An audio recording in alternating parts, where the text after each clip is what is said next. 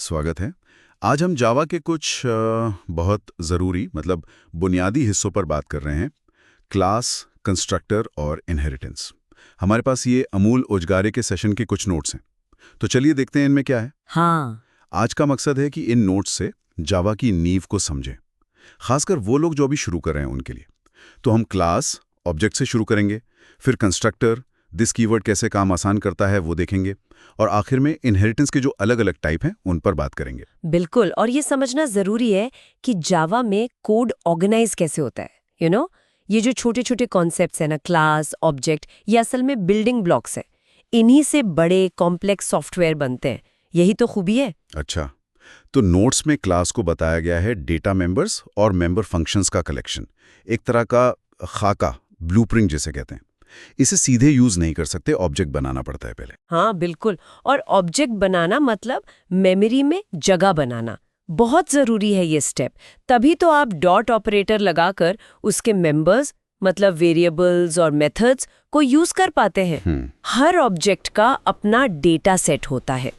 आगे बढ़ते हैं। कंस्ट्रक्टर्स, नोट्स में लिखा है ये स्पेशल मेथड है। नाम क्लास जैसा ही होता है और काम है ऑब्जेक्ट को इनिशियलाइज करना, मतलब शुरुआती वैल्यू देना। और अगर हम कोई कंस्ट्रक्टर ना बनाएं तो जावा खुद एक डिफॉल्ट कंस्ट्रक्टर बना देता है। वो क्या करता है? वेरिएबल्स को डिफॉल्ट वैल्यू दे देता है, जैसे इंट को 0 वगैरह। अच्छा, और इसमें पैरामीटराइज्ड कंस्ट्रक्टर का भी जिक्र है। ऑब्जेक्ट बनाते समय ही वैल्यू पास कर सकते हैं। नोट्स में पूर्णिमा शर्मा का सवाल भी था कि इसका फायदा क्या है, मतलब डिफॉल्ट तो है ही। हाँ, अच्छा सवाल है। देखिए, डिफॉल्ट कंस्ट्रक्टर सिर्फ डिफॉल्ट वैल्यू सेट करता है। पैरामीटराइज्ड कंस्ट्रक्टर से फ़ायदा ये है कि हम शुरू से ही ऑब्जेक्ट बनाते वक्त ही उसे अपनी मर्जी की वैल्यूज़ दे सकते हैं। इससे कोड ज़्यादा फ्लेक्सिबल बनता है और क्लियर भी रहता है कि ऑब्जेक्ट किस स्टेट में शुरू हो रहा है। समझ गया। नोट्स में एक और इंटरेस्टिंग चीज है, दिस कीवर्ड। पूजा माकोड़े का सवाल था कि जब कंस्ट्रक्टर के पैरामीटर का नाम और क्लास के मेंबर वेरिएबल का नाम सेम हो जाता है तो कंफ्यूजन होता है। वहां this.a = a ऐसा कोड यूज होता है। ये दिस क्या चीज है असल में? हाँ, दिस ये दरअसल उस खास ऑब्जेक्ट को पॉइंट करता है, मतलब रेफर करता है, जिसके लिए मेथड कॉल हुआ है। तो जब पैरामीटर और इंस्टेंस वेरिएबल का नाम सेम हो, जैसे this.a = a में, this.a का मतलब है इस ऑब्जेक्ट का वेरिएबल a, और सिर्फ a का मतलब है वो पैरामीटर जो मेथड में पास हुआ है। इसका मेन फायदा है कोड की क्लैरिटी। पढ़ने में आसानी होती है, कंफ्यूजन नहीं होता। ओके, क्लैरिटी के लिए। अच्छा, नोट्स में एक्सेस मॉडिफायर्स की भी बात है। Default, public, private. हाँ, एक्सेस मॉडिफायर्स ये कंट्रोल करते हैं कि क्लास के मेंबर्स को कहाँ से एक्सेस किया जा सकता है।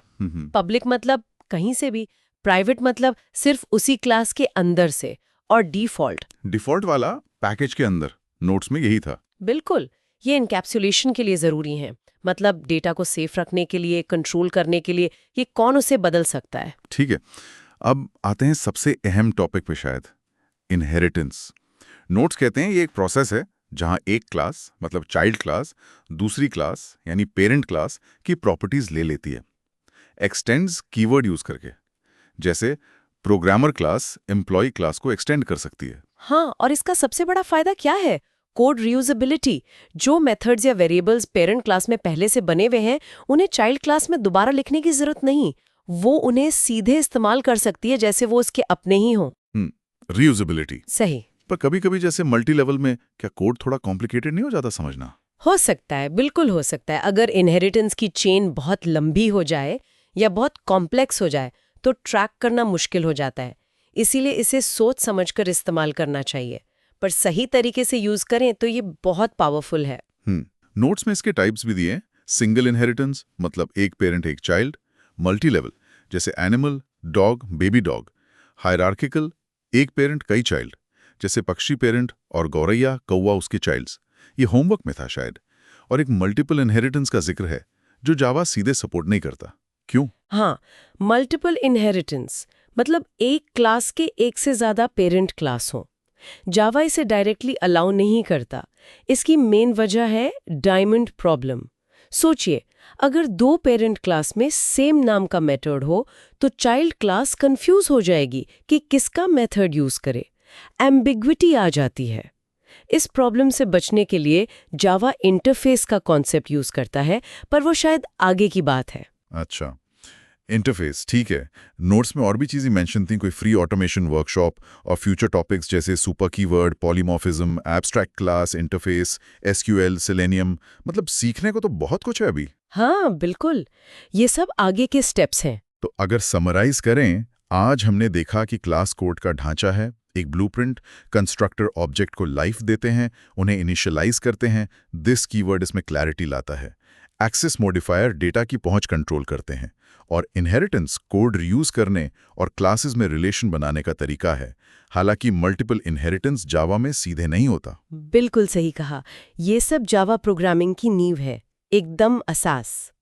अब यहाँ से एक सोचने वाली बात ये निकलती है, इन बेसिक बिल्डिंग ब्लॉक्स को जानने के बाद कोई ऑब्जेक्ट ओरिएंटेड डिज़ाइन प्रिंसिपल्स का इस्तेमाल करके ज़्यादा मजबूत, फ्लेक्सिबल और आसानी से मेंटेन होने वाला सॉफ्टवेयर कैसे बना सकता है? ये एक दिलचस्प सवाल है जिस पर आगे सोचा जा सकता है।